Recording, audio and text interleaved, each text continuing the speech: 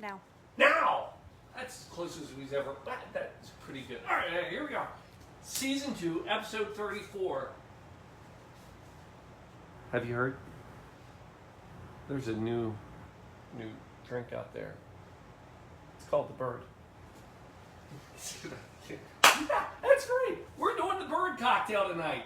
Jungle Bird, to be specific. And I don't mean just any Jungle Bird. I mean the quarantine Jungle Bird cocktail. It's all the rage. Everybody's talking about it. For God's sakes, it's a tiki drink, folks. And it's Tiki Wednesday. Just made that up. But anyway, we're going to have some fun tonight. Come on, let's do this. Blue Monkey Quarantina. No, only business is monkey business. By the way, so I don't forget, I know we do a lot of these programs. We call them the Cocktail Show. You're familiar. So the Quarantine Cocktail Show, I know you're always there, you're in, everything. Sunday. This Sunday coming up, it's a big one. You're going to want to make sure you tune in. I'll try to remind you again later. But, yeah, it's big. Boom, here we are. It is, can you believe it, 34. Add these up, 34, 62, what is that, 96? Is that right?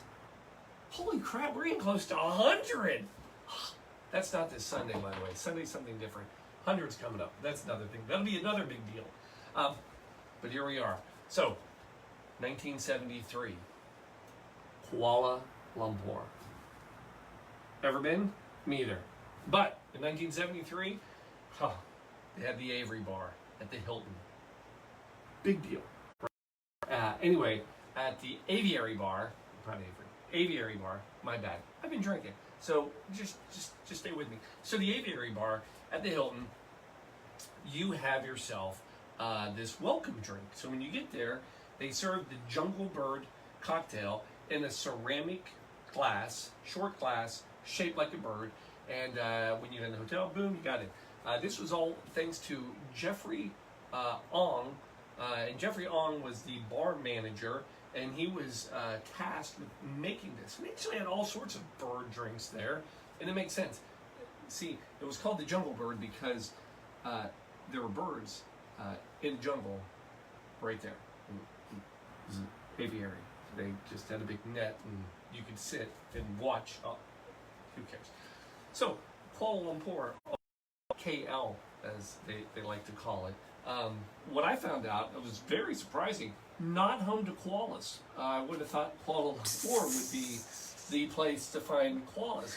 Not so much. So bad. But it is the largest city in Malaysia. Actually, the KL, Kuala Lumpur, is actually, it means muddy convergence, and it's where the Klang and the Gombe River, they converge, and it's muddy convergence. The river meets in the KL. It's also home of the Petronas Twin Towers, which were at one point the largest building in the world until somebody else built a bigger one. But you've probably seen it in movies. The one movie, Entrapment, with Sean Connery and Catherine Zeta-Jones. And another surprise to me, the Petrona Towers, not named after Patron. Just full of disappointments tonight. Anyway, so I love a tiki drink, becoming one of my new faves, but I got to be honest with you. Earlier today, got to do my first cocktail as an actual event. I was asked and honored because one of the things a lot of people don't realize is that I actually have a job. Yeah, this isn't it. So I have a job where I actually do a lot of things with death care. You know this, cremation, a lot of all that, educational seminars, training, speaking gigs, keynote speakers, bar mitzvahs, whatever. I do it all. And although I will say the talking about cremation at a bar mitzvah doesn't go well. I've done it, it's bad. But anyway, so I was asked to do a cocktail for the Ontario OACFP, Association of Cemetery and Funeral Professionals, for their cremation program where I'll be speaking again tomorrow. So tonight we did it, and I thought, what better drink than a tiki drink? And we set it on fire because it's cremation. It was a stretch, right? But I want to do this drink with you tonight, and I want to give you a little bit of the history, because setting cocktails on fire is not anything like brand new. This has been around a long time. Matter of fact, well, first of all, why would you put a cocktail on fire?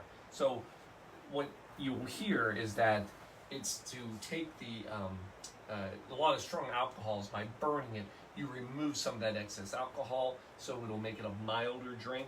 It'll also impart smoky notes, flavor, caramelize any sugars that are on the drink. So there's a scientific reason. But the main reason anybody will tell you, in the words of Beavis and Butthead, fire's cool. And it's just a really cool thing to do. And who doesn't like to set stuff on fire? So what's what we're going to do tonight? But again, this goes way back. 1850, Jerry Thomas. Remember, Two Rats? He was accredited. He had the Blue Blazer cocktail, and he'd put whiskey and some sugar, a little bit of water, and then set it on fire, and then he would pour it, flaming, back and forth. We're not doing that one yet. I got to work my way up to that. But he is credited. Now, again, he would tell you he did that because the whiskey, it had such a strong sting to it that this would mellow it. No, he just, this guy wore 10 diamond rings, and he had custom jackets. I mean, he was pimped out. He looked good. It was showmanship, and that's what he did with it. 1890, another big flaming drink that made all the rage, and that was the Cafe Brûlot. So the Cafe Brûlot, which is still, you get it in New Orleans, down in that area. Basically, it's when you take brandy and orange liqueur, and a lot of times they'll actually pour it, light it on fire in a ladle, and they'll pour it over an orange that's peeled. It'll drizzle down. It's amazing, right? And then they pour it all over top of chicory coffee, and that's a wonderful drink. But that was 1890s. Fast forward 1940s, this is where we want to be. The tiki drink, that's not a tiki drink, but that is a great looking tiki mug.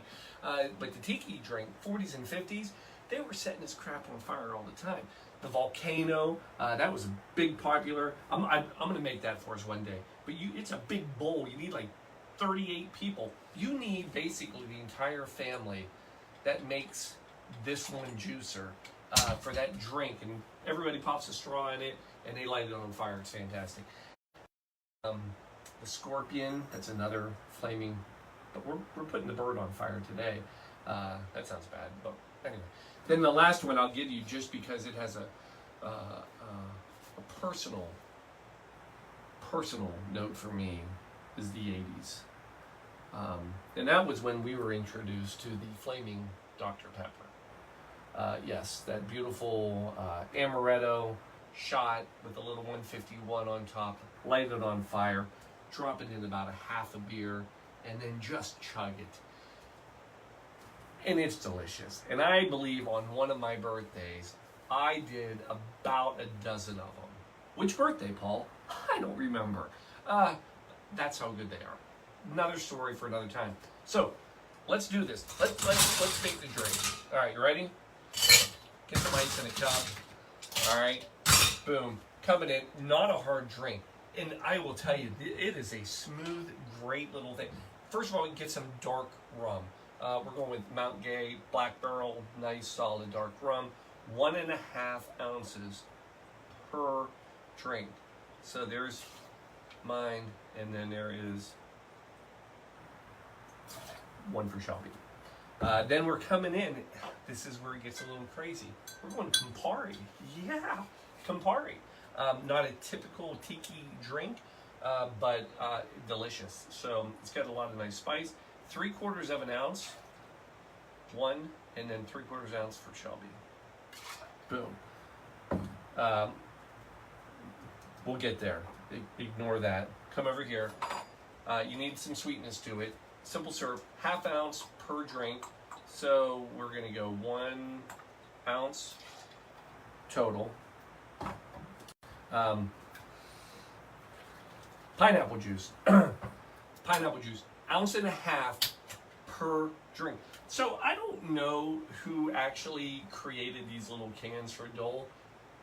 He was an alcoholic. And here's why I know. Because every time I go to make 2 drinks, every recipe, it's freaking 3 ounces, which is exactly 1 beautiful can of pineapple juice. Well done, Dole. You are my favorite. Last thing we're coming in with is our lime. You're going to do half a lime per, so that's 1 total.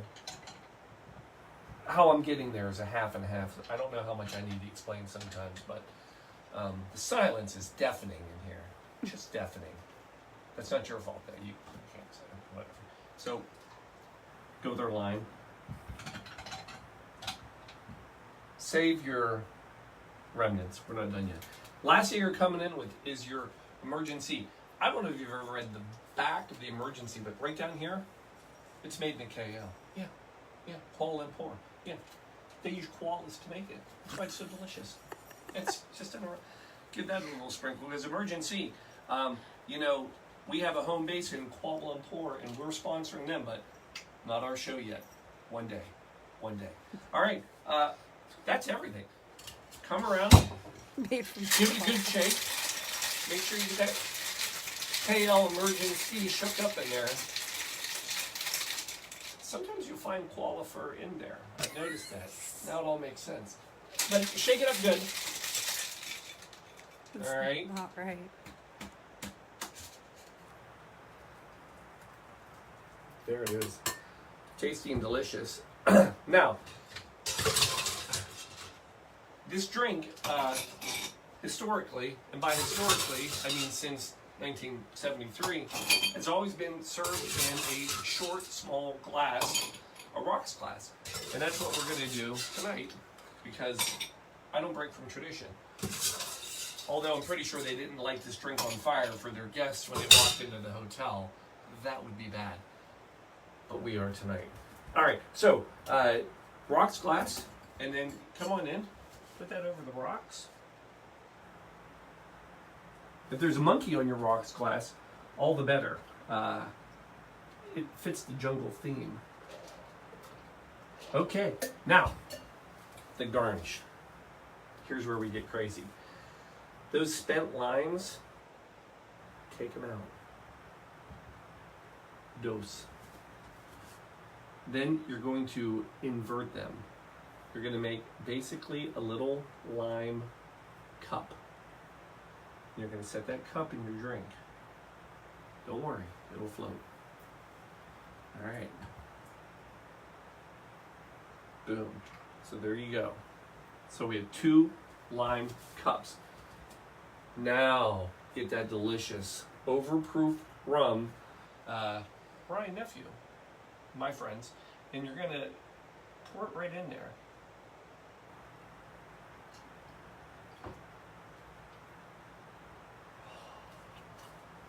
Deliciousness. Next, make sure your hands don't have rum all over them. Not that that's ever happened. Oh, yeah, let's try it. Then go in and light them on fire, baby. Did it work? Can you see them? Yep. Now, that's just half the magic, folks. Because this is when you come in. Remember that ground nutmeg that I'm always so fond of? You're going to go right over top with that ground nutmeg, and you're going to make it sparkly. Look at that, folks. That, my friends, that is your burning for you. I don't know where I was going. It's your burning jungle bird cocktail of the night, quarantine style, in a couple of ways. Now, first of all, you got to put this bad boy out. The preferred method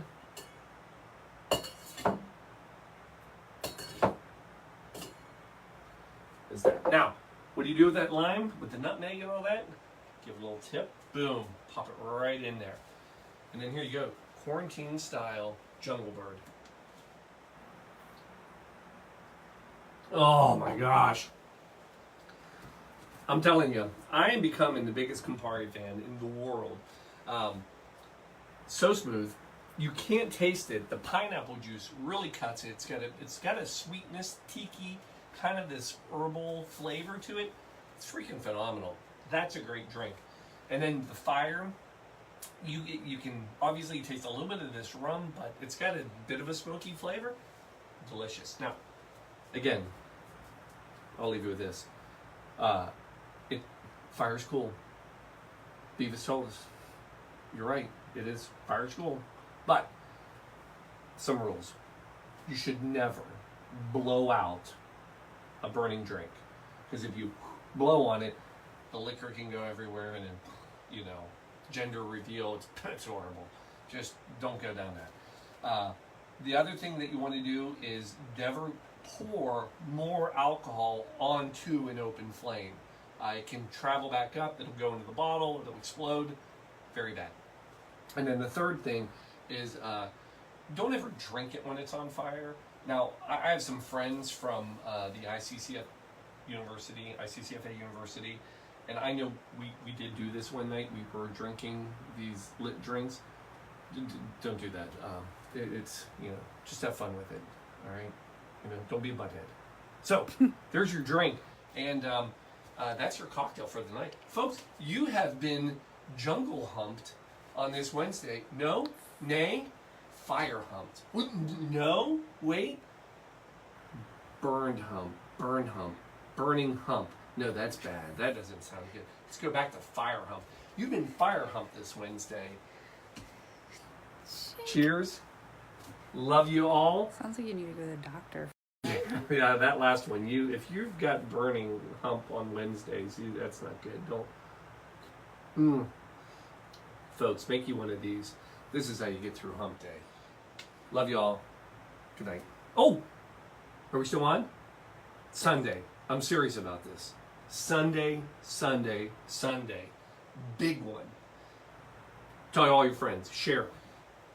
Speaking of sharing, the YouTube thing that people were poking at me to do, yeah, we did it. There's 40 videos out now? Maybe not, maybe 7. But check them out, folks. They're hilarious. And Sunday, we'll see you. Love you. Good night. Ching.